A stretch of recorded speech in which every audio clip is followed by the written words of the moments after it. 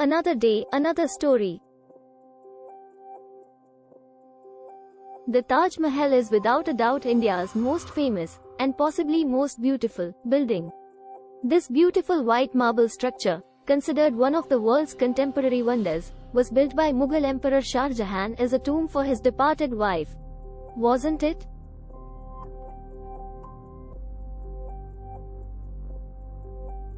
Some beliefs claim that the Taj Mahal was never the architectural expression of eternal love that history recalls it to be. Instead, some evidence implies that the structure is around 300 years older than it appears.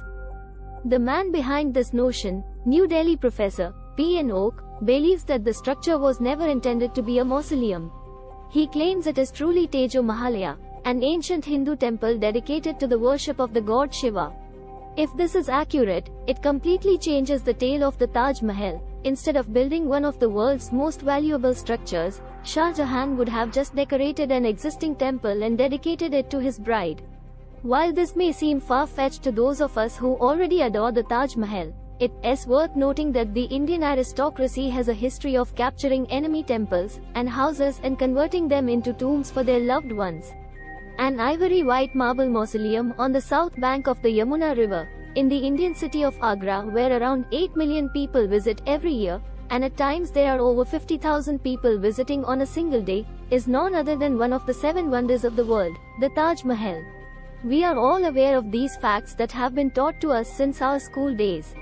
As a turn of events, India's government has been dragged into a bizarre row over whether the Taj Mahal, widely seen as a masterpiece of Muslim architecture, should be converted into a Hindu temple. A legal case, first brought by 6 lawyers in Agra, claims that the monument famously built by a 17th-century Mughal emperor as a tomb for his beloved wife, was originally an ancient shrine to the Hindu god Shiva. The petition, which was accepted by the Agra court, it calls for ownership of the monument to be transferred to Hindus. Here are 10 theories that support the notion of Taj Mahal being a Hindu temple. Agra city, in which the Taj Mahal is located, is an ancient center of Shiva worship. Its orthodox residents have through ages continued the tradition of worshipping at 5 Shiva shrines before taking the last meal every night during the month of Shravan. However, during the last few centuries, the residents of Agra had to be content with worshipping at only 4 prominent Shiva temples, which are Bakshwar, Prithvinath, Manakameshwar, and Rajarajshwar. Sadly, they had lost track of the 5th Shiva deity which their forefathers worshipped. Apparently, the 5th was Agrashwar Mahadev Nagnatheshwar, the Lord Great God of Agra, the deity of the King of Cobras. The people who dominate the Agra region are Jats and their name for Shivji is Tejaji. The Jat special issue of the Illustrated Weekly of India, June 28, 1971, mentions that the Jats have the Teja Mandirs, Teja temples. This is because Teja Linga is among the several names of the Shiva Linga.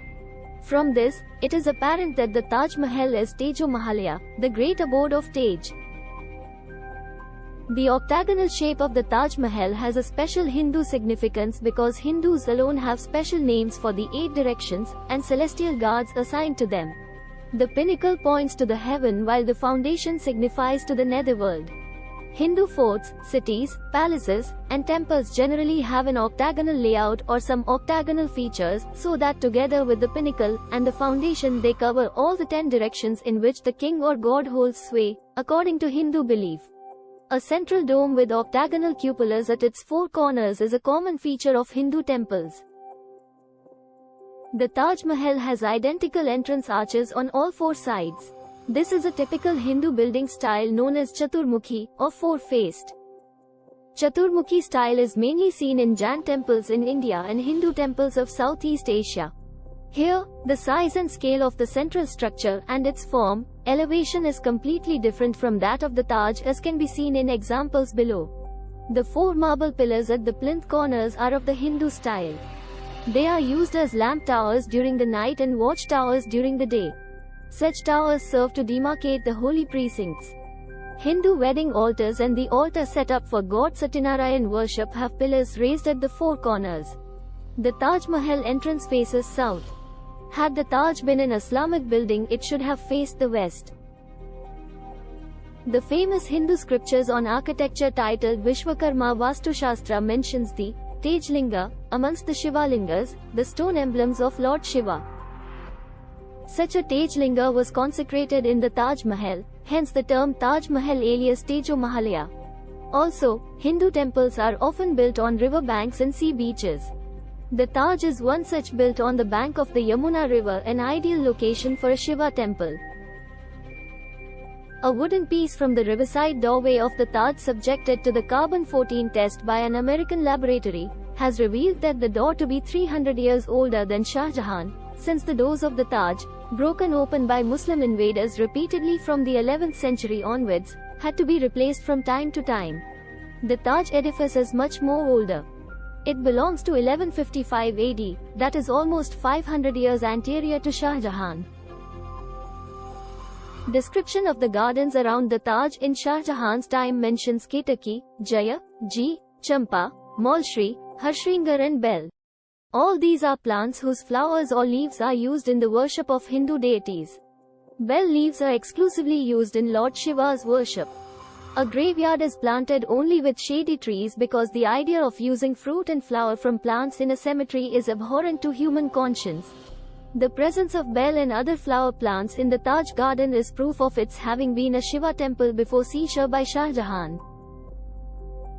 The term Taj Mahal itself never occurs in any Mughal court paper or chronicle, even in Aurangzeb's time. Since the term Taj Mahal does not occur in Mughal courts, it is absurd to search for any Mughal explanation for it. Also, the Taj Mahal is scrawled over with 14 chapters of the Quran, but nowhere is there even the slightest or the remotest reference in that Islamic overwriting to Shah Jahan's authorship of the Taj. Had Shah Jahan been the builder, he would have said so in so many words before beginning to quote Quran. The cost of the Taj is nowhere recorded in Shah Jahan's court papers because Shah Jahan could have never built the Taj Mahal. That is why wild estimates of the cost by gullible writers have ranged from 4 million to 91.7 million rupees. 20,000 laborers are supposed to have worked for 22 years during Shah Jahan's reign in building the Taj Mahal.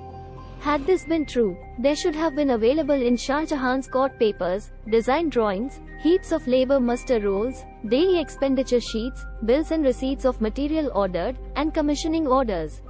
There is not even a scrap of paper of this kind. What do you think? Is Taj Mahal really Tejo Mahalaya? Let me know in the comments. If you like this video, be sure to like, share and subscribe. And check out other videos of this channel. Thanks for watching.